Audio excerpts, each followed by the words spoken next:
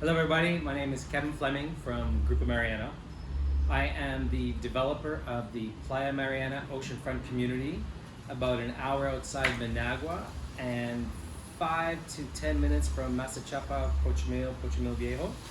You've been watching my videos over the last couple of months during my recent trip to Nicaragua. I landed here around October 4th and today is December 5th. So I've been gone almost 2 months, running around the entire country, from Managua to the central coast, to the south, to the north. We've been all around, even the central northern coast up into Esteli and Matagalpa. It's been just an amazing trip over the last 60 days. Wherever you're watching this video today, thank you for all the shares and likes and comments. I'm going to be putting out a lot of content showing you why it is that I like Nicaragua so much.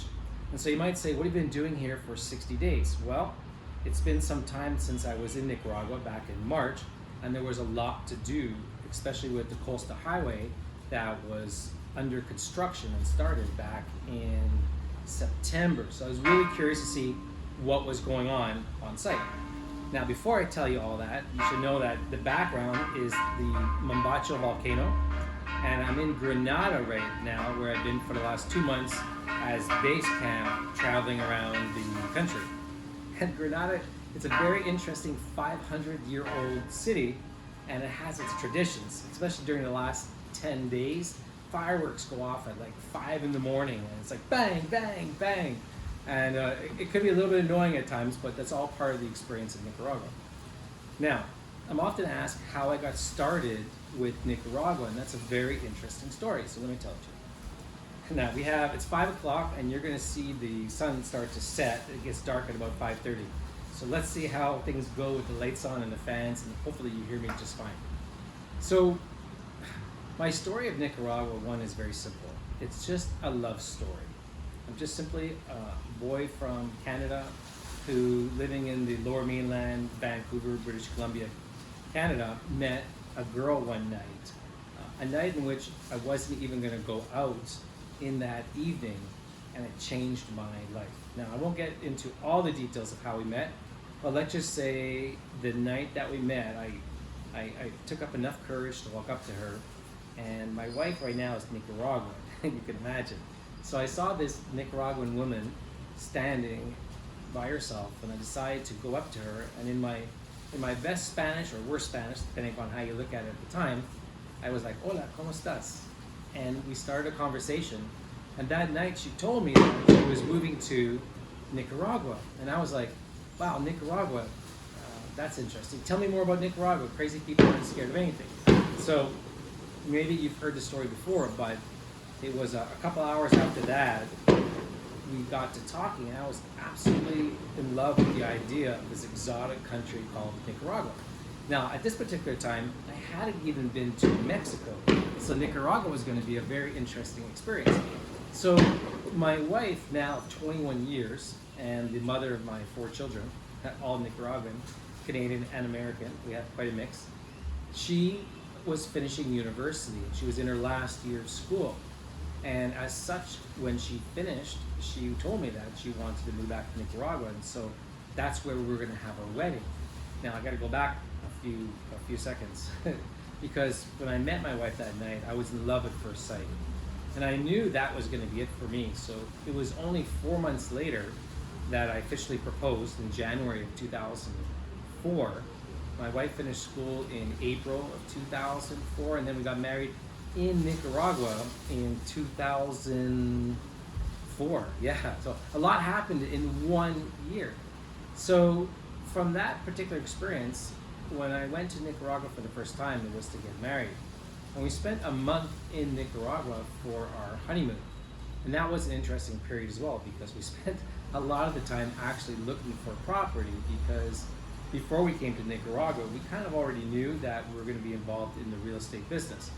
Not to the extent of developing a 923-acre, 1-mile beachfront, oceanfront, mixed-use, resort, residential, commercial property, but we had realistic dreams of buying homes, fixing them up, and selling them, because that was a successful avenue for us to pursue.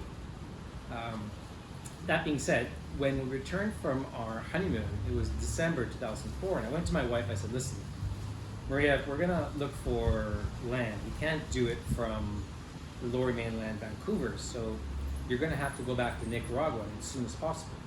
So what happened was, after Christmas and the New Year, in the first week of January, my wife went back to Nicaragua, and she never came back. She never came back. So her job was to go out and start looking for property. And so it wasn't more than a couple of months that she found some land that appeared to be within our budget to try and purchase. But it wasn't a house, and it wasn't a lot. It was 17 acres of property and almost 1.5 kilometers of beachfront, and the price was over $1 million. But being Nicaraguan and talking to a local Nicaraguan, she was able to negotiate some very favorable terms that we could buy the property over time. So she had me come out to Nicaragua in February to look at it, and it looked good to me. I had no problem with it. It was beachfront, it was along the Pacific. It was great. It was about an hour and a half outside of Managua. So I went back in February after I was only gone for a week, and my wife continued the process of negotiating and getting into the agreements. And I still remember it was late February, I believe it was, my wife calling me and said, "I have some news for you." And naturally I thought she signed a contract or secured the deal, but she goes, "You're going to be a father." And I'm like, "What? I'm going to be a father? That's great, my first time." I'm 35 years old at this particular point in time, so I was ready.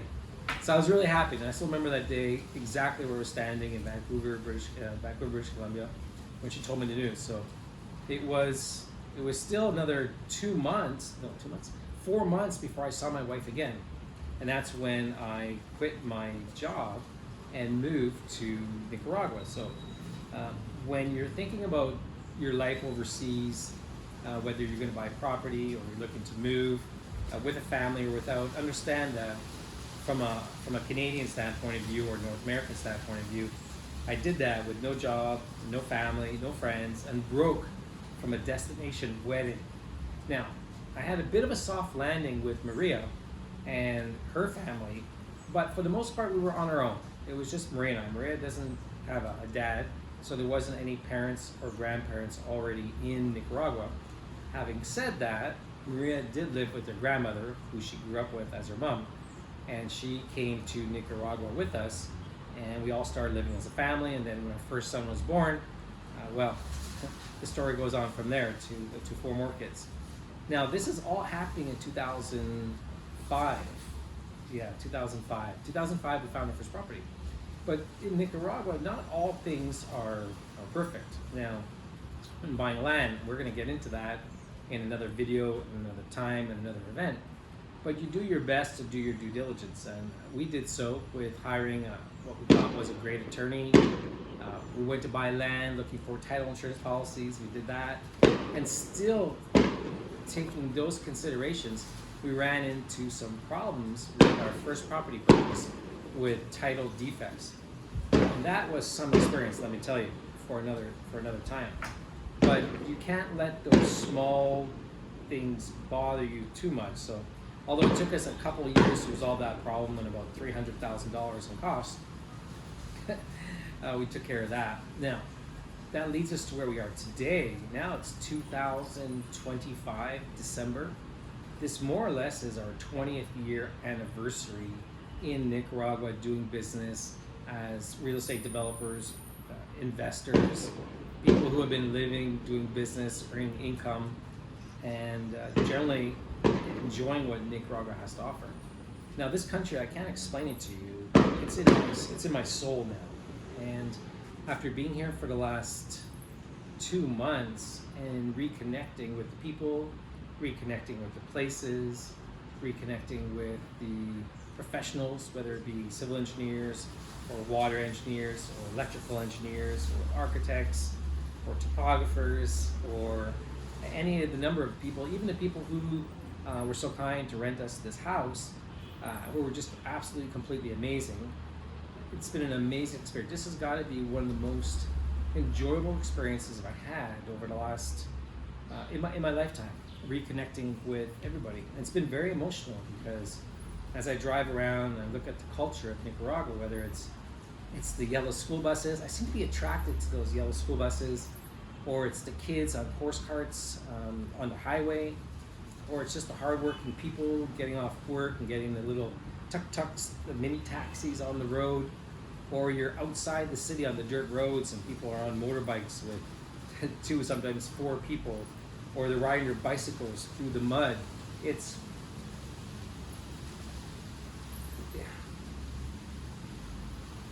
really an amazing place.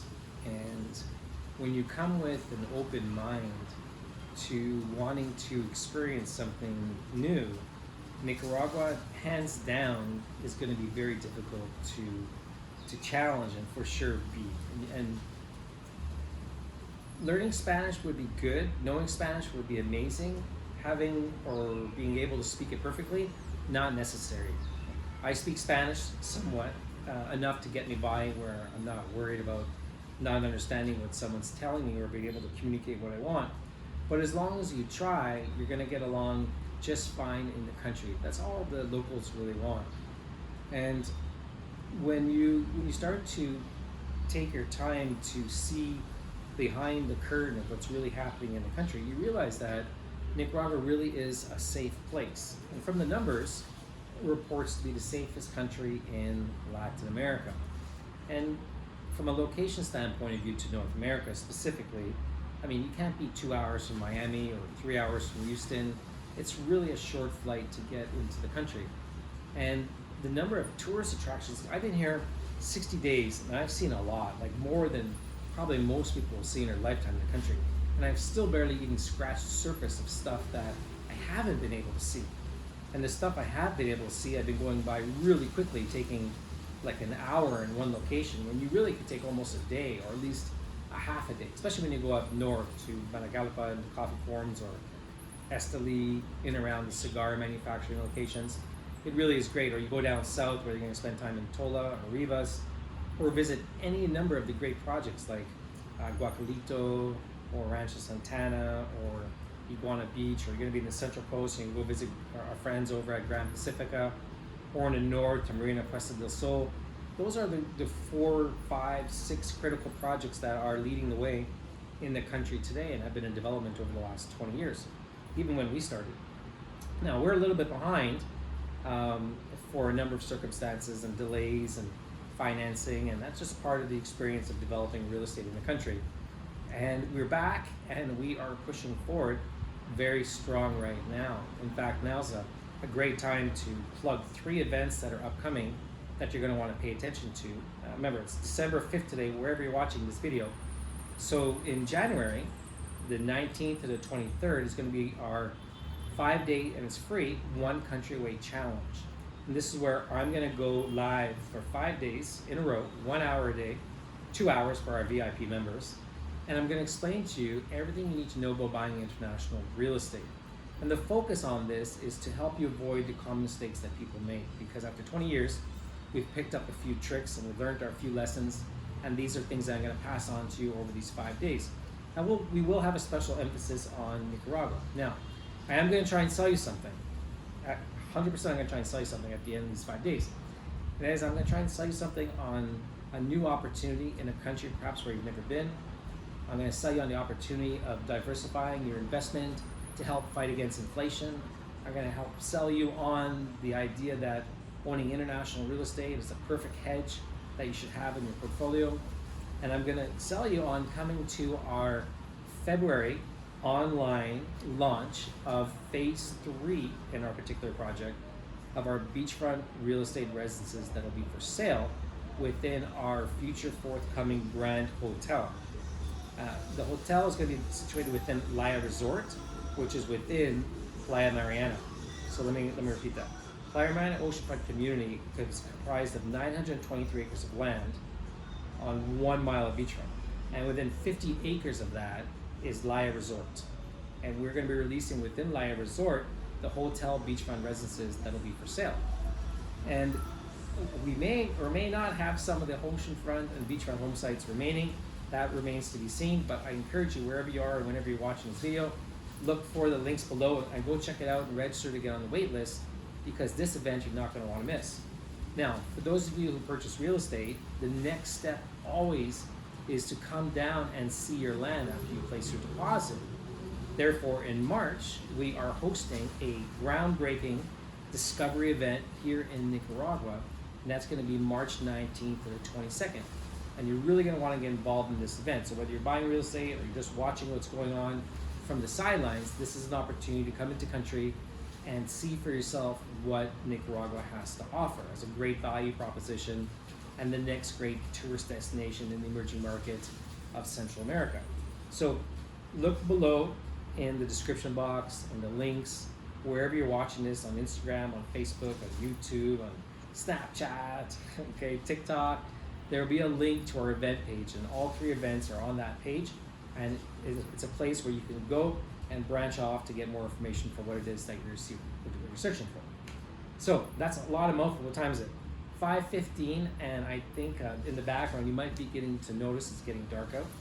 In Nicaragua, it's very interesting because after 20 years, it continues to get dark at 5:30 all the time. That is one thing you can count on.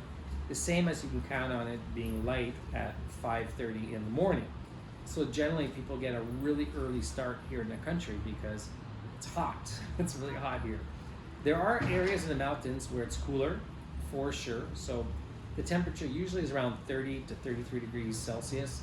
It can get up to 34, 35, 36 in the months of March and April. In Nicaragua, there's 2 main seasons, the dry season and the wet season, or the rainy season as they like to call it. And the rainy season really kind of begins in late May and runs to the end of October. And the dry season commences in November to May. And so the dry season is my favorite, even though the rainy season is a bit of a misnomer because it doesn't rain every night. And when it does rain, sometimes it's only for like a half hour or an hour.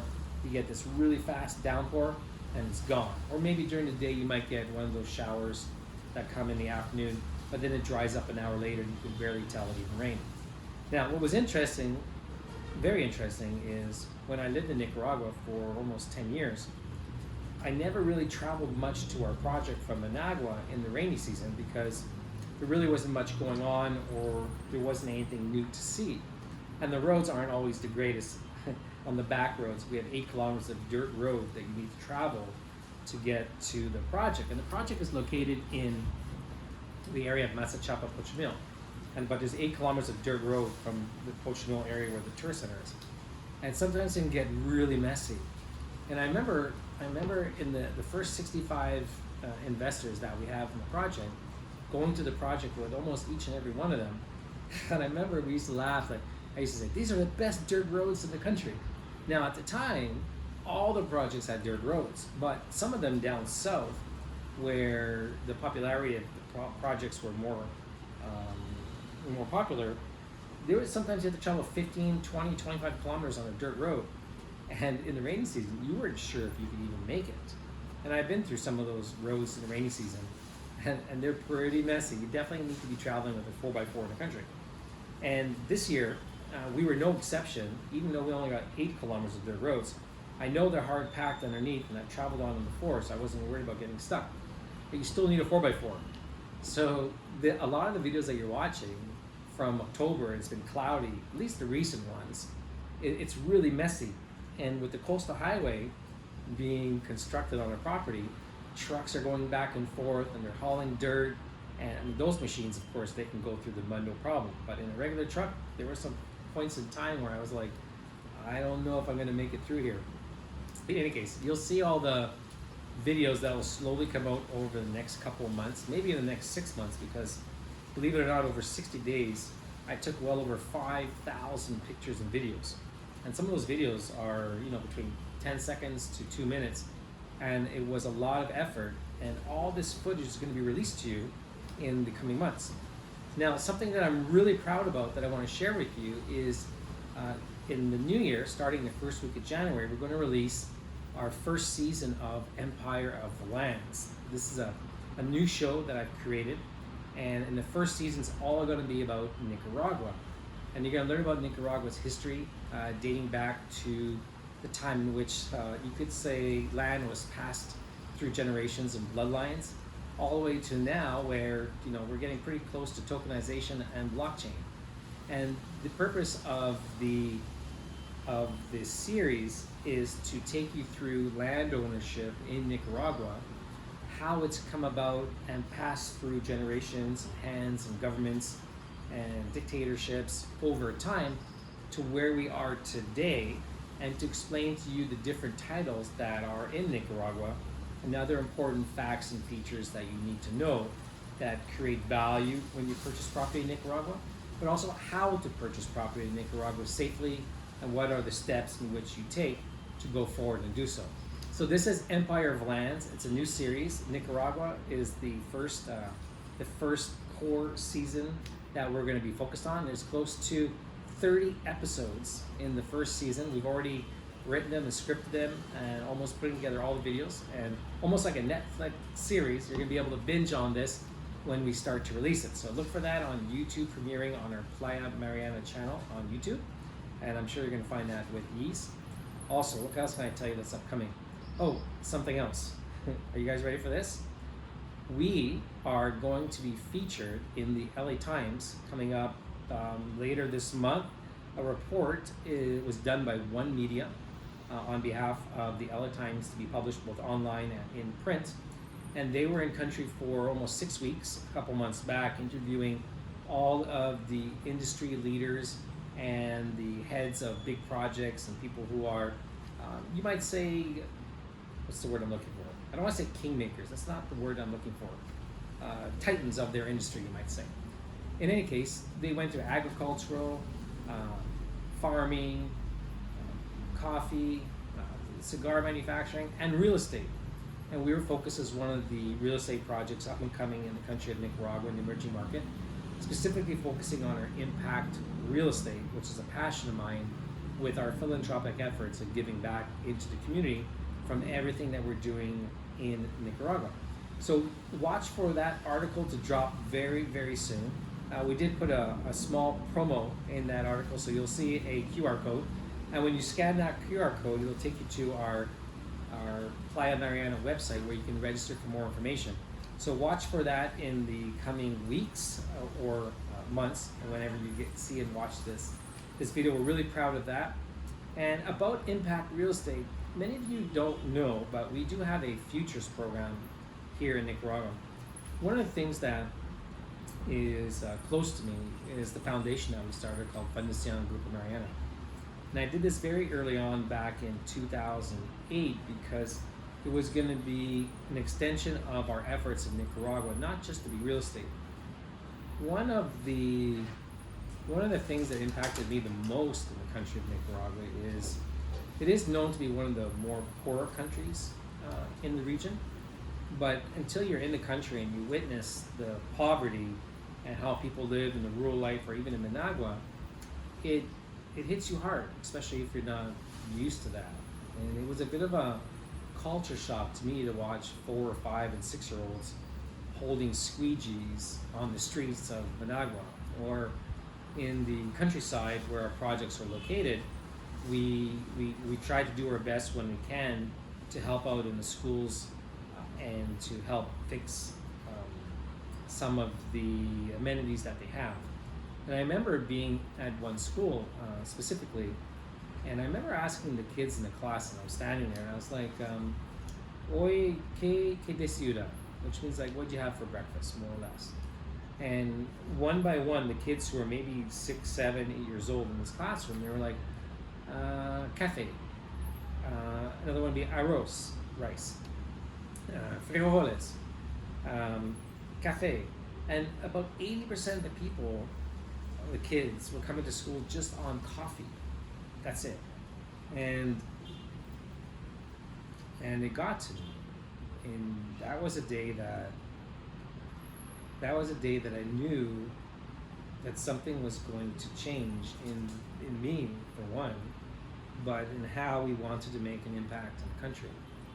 Now, throughout all of our successes and failures and lessons learned, I've never really been able to do as much as I wanted to, and into the future, I'm really looking forward to doing more. There's been one family that I've been going to the project site that's been living on our land for some time now, and all the years that I've been in Nicaragua, I've never really gone into, I guess they call them shanties or shacks, or where some of the poorer people live, how they really live inside. And on this day, when I went inside the house, first it was like dirt, just dirt in the house. And they're cooking on a stove that wasn't like what we're used to. It's literally just like a block of concrete with some wood and ashes. And this is how they live. And there's pots and pans hanging on the wall, holes in the ceiling, barely any wood together. And my first thought was like, wow, they're living in absolute poverty, and they're on my land, and I felt bad for that. And it's a long story of why they're in that position and why they're even on our property, and how we've not been able to help them sooner, although we're doing our best now. That's an interesting story for another time.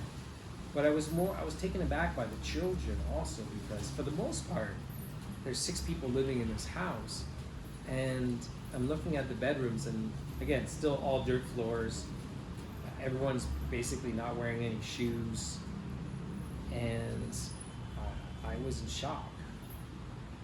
I was in shock when I saw it, and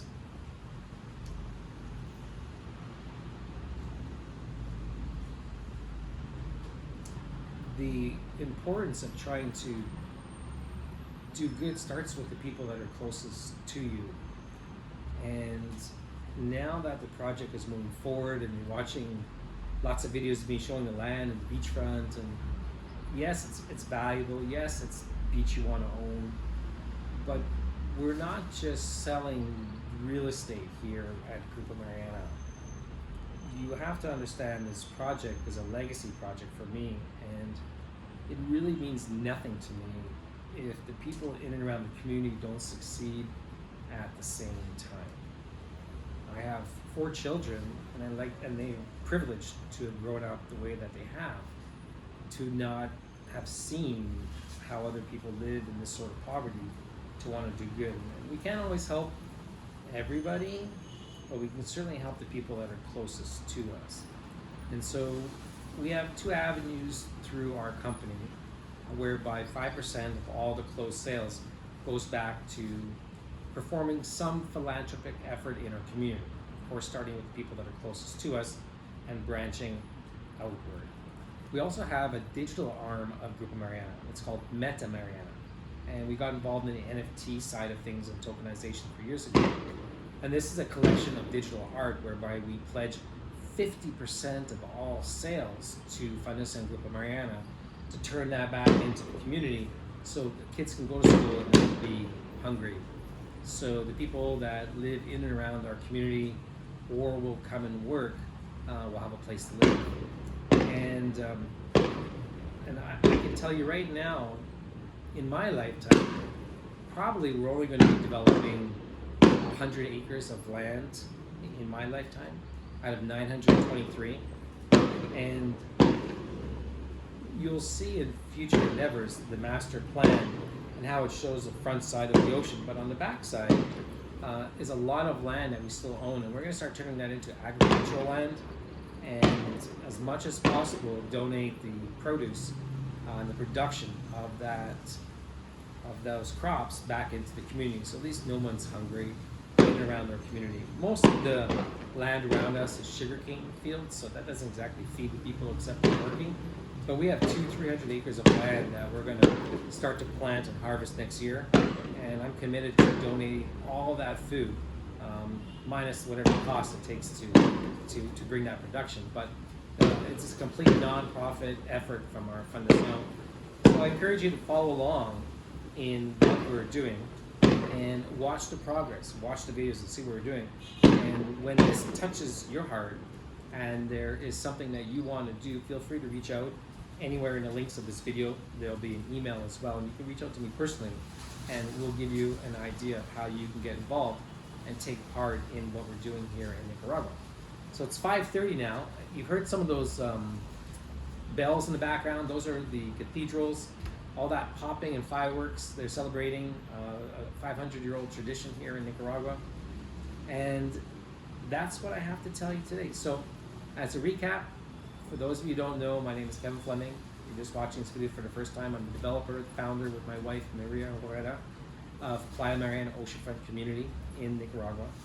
We are here to help you learn how to buy real estate overseas and avoid the common mistakes that people make. And this is a family affair. It's not a big, huge corporate endeavor. You might say what we're doing in Nicaragua today is my wife and I have this 920-acre private reserve, and we're inviting a few people to come join us and live with us on site, either to use as an investment and or to retire or to use and rent out when you're not there. In any case, it's not open to everybody, but when you're interested, be sure to join the wait list and see what's coming. And you'll soon find Nicaragua entering into your soul like it's entered into mine. Just today, as I was driving around Granada and I was taking in just a flavor, the thought that came to my mind is Nicaragua is like a cultural feast for your eyes and your senses. And what you're gonna see in a half hour or an hour is something that you can't see anymore. And I joke, sometimes I say, you know, I can't send you back in time, but I can send you to a place that time is forgotten. And that's here in Nicaragua, where you get a mix of old world charm with new world opportunity. That was a tagline that we used some years ago. But truly, it is a place where you can come and unplug in Nicaragua. You're gonna find very quickly that this could become your new place, right? Everybody wants to find their different place. Nicaragua certainly fits that bill. And most important, if you take nothing more out of this video, this is a place where you come experience something real. It's not digital. You come here, you still have all the first world amenities, but you get the flavor of going back into time some 500 years ago. And that is what I have to share with you today. Thank you for watching this video to the end. I encourage you to go down below in the description box, and when you feel that we can help you to achieve your dreams, to meet your goals, and to find your different place and experience something real, then Grupo Mariana and Playa Mariana Oceanfront Community is definitely for you. And I look forward to seeing you in our upcoming events, the groundbreaking event in March, our real estate launch in February, and of course our 5-day free One Country Challenge in March. So I wish you a happy holidays coming up in the Christmas season, or if it's post-Christmas, Happy New Year! I'm Kevin Fleming from Grupo Mariana, the chairman, the founder. Have a great day.